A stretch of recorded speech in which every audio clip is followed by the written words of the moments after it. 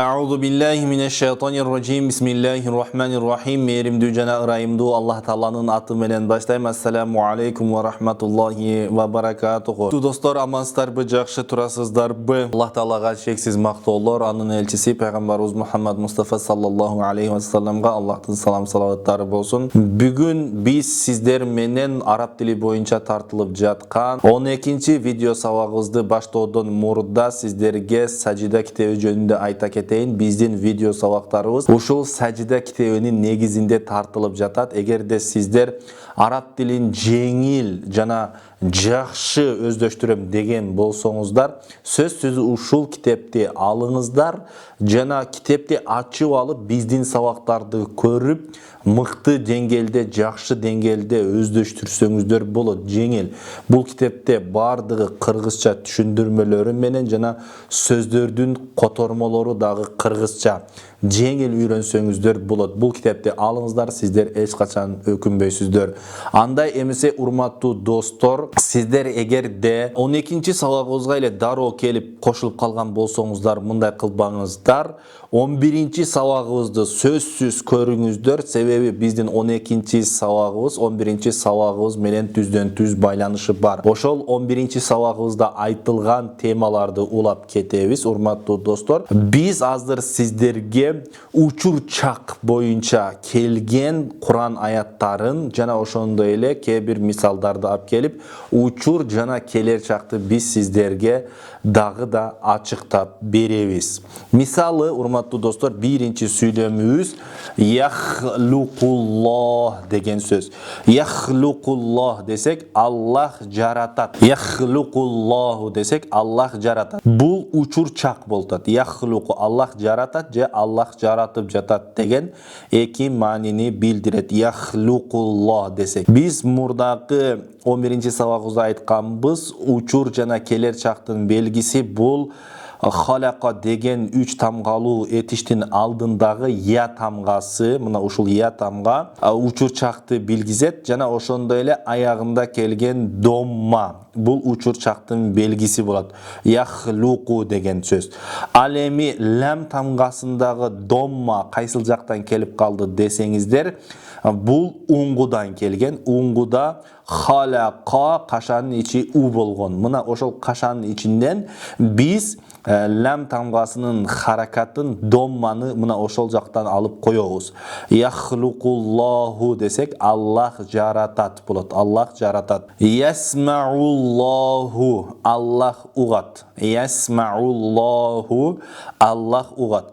Бул жерде дагы мим тамгасынын харакаты фатха болуп атат, а болуп атат. Неге мындай болуп атат? Себеби самиа уңгусу самиа болгон, ал эми кашанын ичи болсо у. Самиа кашанын ичи а болгон, кашанын ичи а болгон. Ошондуктан бул жерде мим тамгасынын харакаты а болуп атат. Ясмауллаху Аллах угуп жатат, Аллах угат. Учур жана келер чактын маанисин, учур жана келер чакты кайсыл билдирет деп айттык? Самиа деген сөздүн алдындагы я тамгасы жана ошондой эле айын тамгасынын үстүндөгү домма билдирет. Домма билдирет. Андан кийин яктубуллаху Аллах жазат. Аллах жазат. Аллах жазат деп айтабыз. Янсуруллаху Аллах жардам берет. Янсуруллах насара десе янсуруллаху Аллах жардам берет. Язкуруллаху Аллах эстейт. Аллах эстейт. Ярхамуллаху Аллах ырайым кылат. Ярхамуллаху Аллах ырайым кылат. Ярзукуллаху Аллах ырыскы берет. Ярзукуллаху Аллах ырыскы берет. Учур жана келер чагы, я учур чактын келер чактын белгиси бул. Я'ламуллаху Я'ламуллаху десек Аллах билет. Я'ламуллаху Аллах билет болот. Эми андан кийин караңыздар, урматтуу достор, Аллах жаратат деп айттык. Аллах эмнени жаратат? Мисал үчүн яхлукуллаху яхлуку десек жаратат. Аллаху Аллах жаратат. Ал инсана Аллах инсанды жаратат. Инсана деген сөздүн аягы фатха болуп атат. Бул фатха эмнени туюндурат десеңиздер, бул фатха кимди эмнени деген суроого жооп берет. Демек, инсана десек, Аллах адамды жаратат, инсанды жаратат болот. Андан кийин ясмауллаху дуаа, Аллах дуаны угат. Ясмауллаху, Аллах дуаны угат, Аллах дуаны угуп жатат болот да, эки маани. Эми андан кийин яктубуллаху, Аллах жазат. Аллах эмнени жазат? Яктубуллаху ас-саваба, Аллах соопту жазат. Яктубуллаху ас-саваба, Аллах соопту жазат болот. Андан кийин төртүнчүсү янсуруллахул уммата, Аллах үммөткө жардам берет. Янсуруллахул уммата, янсуру жардам берет, Аллаху, Аллах жардам берет, ал уммата үммөткө болот. Язкуру, Аллаху, Аллах эстейт, ал инсана, Аллах инсанды эстейт болот. Ярхамуллахул муслима, Аллах мусулманга ырайым кылат. Мусулманга аягында келген фатха мусулманды, мусулманга деген манилерди билдире берет. Ярзуку, ярзуку рызкы берет. Ярзукуллахун наса, Аллах адамдарга рызкы берет. Ярзукуллахун наса, Аллах адамдарга рызкы берет. Андан кийин я'ламуллаху, Аллах билет. Ал-гайба, Аллах кайыпты билет болот. Я'ламуллахул гайба, Аллах кайыпты билет болот. Аллах кайыпты билет болот. Мына урматтуу достор, ушинтип учур жана келер чак ал-мудори' деп коет арабча. Ал-мудори' мына ушундай жасалат экен. Демек, я тамгасы болуп, 3 тамгалуу этиштин алдына я тамгасы коюлат экен. Мисалы үчүн я'ламу дегендеги я тамгасы жана ошондой эле аягындагы у тамгасы бул учур чакты билдирет. Билет, билип жатат деген маанилерди билдирет. Эми андан кийин урматтуу достор, сиздерге азыр аяттарда келген учурчактар боюнча мисал алып келебиз. Аяттарда дагы учурчак этиши келген. Мына ошолор боюнча дагы сиздерге кичине аяттарды дагы мисалга тартабыз. Астаузу биллах, Аллах тааланын жардамы менен баштайм. Аллаху ябсутур ризқа дейт. Рa'д сүрөсүнүн 26-аяты экен. Аллаху ябсуту, Аллаху деген Аллах, ябсуту деген бул жерде учурчак мудори болуп атат. Учурчак жана келерчак болуп атат. Ябсуту деп турат. Демек, бул жерде ябсуту деген кенен кылат деп атат. Ябсуту жаят, кенен кылат. Аллах жаят. Ар-ризқа, рызкыны. Аллах рызкыны жаят, кенен кылат. Ушул жерде ябсуту деген сөз каяктан келип жатат? Караңыздар, буну азыр мен сиздерге талдап көргөзүп берем. Басато деген сөз, бул жайуу, кенен кылуу. Кашан ичинде у бар, уңгусунда у бар. Ошол басато деген сөздөн ябсуту деген сөз жасалып жатат. Мисалы, учурчакты жасаш үчүн биз айттык, аягында учурчакты жасаш үчүн басато деген 3 тамгалуу этиштин алдына я тамгасын коебуз. Мисалы үчүн яб болду. Биринчи сукун болот деп айтканбыз. Б тамгасынын харакаты сукун болот. Ал эми аягындагы то тамгасынын харакаты у болот. Бул учур чакты билдирүүчү мүчөлөр. Ал эми мына син тамгасынын харакаты болсо, бул кашанын ичинен алынды. Кашанын ичиндеги у тамгасынан алынды, домма болуп. Яб суту болсо, кенен кылат, жаят. Аллах рызкыны кенен кылат. Ризқа дегенде аягы фатха болуп атат, ко болуп атат. Бул эмнени туюнтат? Ризқа дегендеги фатха харакаты бул рызкыны эмнени деген суроого жооп берет.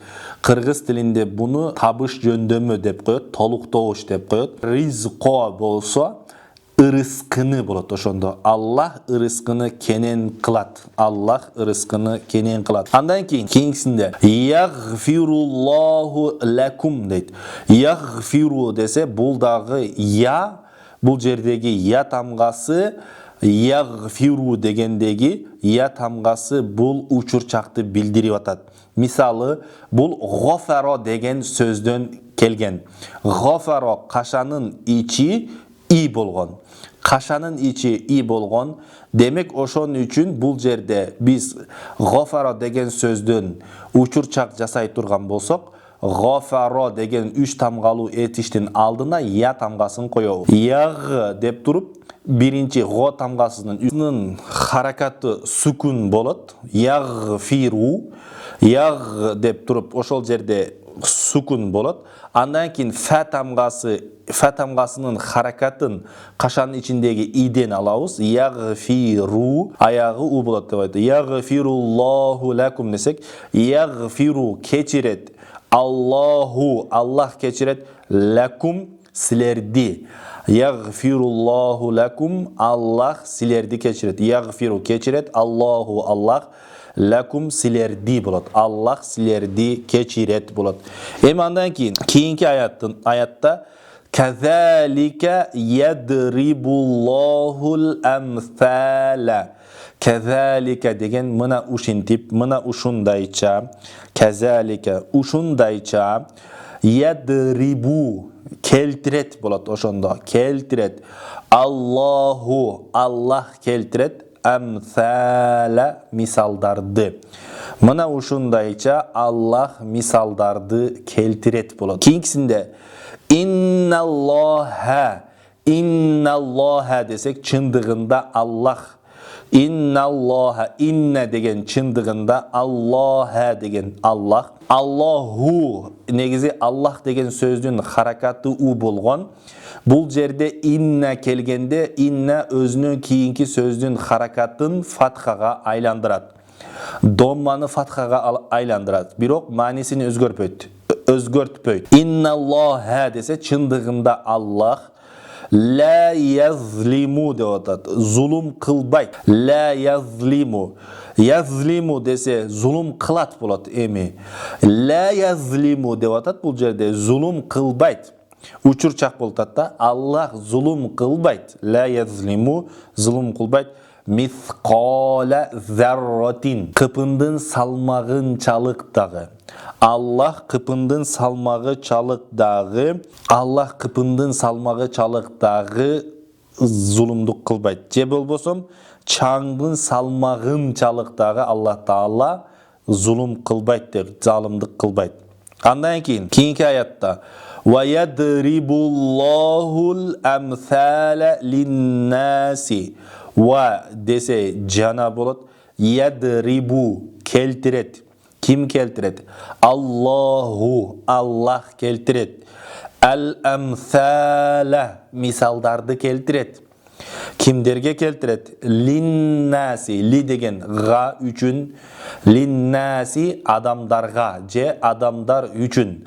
Аллах адамдарга мисалдарды келтирет деп атат. Аллах адамдарга мисалдарды келтирет. Андан кийин фаллаху, кийинки аятта фаллаху яхкуму. Фаллаху десе ошондуктан, эми бул жерде фа дегенге азырынча биз маани бербей турабыз. Фаллаху десе Аллах, яхкуму Аллах яхкуму, Аллах өкүм чыгарат. Байнахум, байна деген ортосунда, хум деген алардын. Байнахум десе алардын ортосунда. Аллах алардын ортосунда өкүм чыгарат. Яумал киямати, киямат күнү. Аллах алардын ортосунда киямат күнү өкүм чыгарат. Яхкуму деп өкүм чыгарат деп айтып атабыз. Бул келер чак болуп атат, урматтуу достор, келер учурчак болуп атат. Келер учурчак экенин каяктан билебиз? Мына яхкуму деген сөздө я тамгасы турат, мына я тамгасы турат. Мен кызыл менен чийип атам ошону. Ушул я келер учурчакты билдирет. Аягындагы домма жана ошондой эле аягындагы доммадагы бул ушул өкөсү я жана домма өкөсү бул келер учурчакты билдирет. Арабчада мудориа деп коет. Учур жана келер чак болот. Эми андан кийин инналлаха чындыгында Аллах, инна деген чындыгында, инналлаха чындыгында Аллах ягфиру Biz мурдакы башында баштаганда ягфиру деген сөз каяктан келип чыкканын биз сиздерге түшүндүрүп бердик. Ягфиру кечирет, чындыгында Аллах кечирет. Az-зунуба күнөөлөрдү. Зунуба деп аягы фатха болуп атат. Мына ошол фатханы, фатха бул табыш жөндөмөсүн билдирет кыргыз тилинде. Зунуба десе Аллах күнөөлөрдү кечирет. Жемиан барын. Аллах бардык күнөөлөрдү кечирет. Аллах бардык күнөөлөрдү кечирет деп атат. Андан кийин инналлаха, инна деген чындыгында болду, инналлаха чындыгында Аллах я'муру, амара десе буйруу, я'муру десе буйруйт. Бул учурчак болуп атат. Я тамгасы учурчакты билдирет деп айтканбыз, Я'муру, Аллах Таала буйруйт бил адли. Адыл деген адилеттүүлүк, би деген га. Адилеттүүлүккө болот ошондо. Би келгендиктен би бил адли десе адилеттүүлүккө, вал ихсани жана жакшылык кылууга. Ихсан деген жакшылык кылуу. Аллах Таала адилеттүүлүккө жана жакшылык кылууга буйруйт. Чындыгында Аллах Таала адилеттүүлүккө жана жакшылык кылууга буйруйт дейт. Андан кийин инналлаха чындыгында Аллах, инналлаха чындыгында Аллах я'ламу билет. Чындыгында Аллах билет, я'ламу гайба гайыпты билет. Ас-самавати асмандардын болот. Аллах асмандардын гайыбын билет. Вал арди жана жердин. Аллах асмандар менен жердеги кайыпты билет. Аллах асмандар менен жердеги кайыпты билет болот. Чындыгында Аллах асмандар менен жердеги кайыпты билет. Кийинки аят. Казалика ушундайча ятбау табаа десе печат басуу, мөр басуу. Ятбау Аллах мөр басат. Ятбау Аллах мөр басат. Учур келер чагы мудория болот атат. Аллаху Аллах мөр басат. Аля нө кулубил кафирин. Аллах капырлардын жүрөктөрүнө, Аллах капырлардын жүрөктөрүнө мөр басат деп атат. Аллах ушундайча Аллах капырлардын жүрөктөрүнө мөр басат деп. Мана учурчактарды, урматтуу достор, аятта келген учурчактарды мен сиздерге көргөзүп, айтып, колундан келишинче түшүндүрүп бергенге аракет кылдым. Эгерде сиздерге кандайдыр бир тема түшүнүксүз болуп калган болсо, сөзсүз видеону кайра кайталап дагы көрүңүздөр. Эгерде түшүнбөй жаткан болсоңуздар, суроолор болгон болсо, сөзсүз комментарийге белгилеп калтырыңыздар. Мен сиздердин суроолоруңуздарга жооп берүүгө даярмын. Анда эмсе Кудай Таалам бардыгыбыздын жүрөгүбүздү илимге болгон кызыгууга ачсын, жүрөгүбүзгө илимге болгон кызыгууну салсын, өзүнүн назарын салсын жана ошондой эле өзүнүн нуру менен биздин жүрөктөрүбүздү нурдантсын. Кудай Таалам бардыгыбызды ушул пайдалуу илим алып, пайдалуу илимдерди башка бирөөлөргө жеткирүүнү Кудайым насип эткен болсун. Урматтуу достор, бул видеону сөзсүз башка бирөөлөр менен бөлүшүп коюуну унутпаңыздар. Ассаламу алейкум ва рахматуллахи ва баракатуху.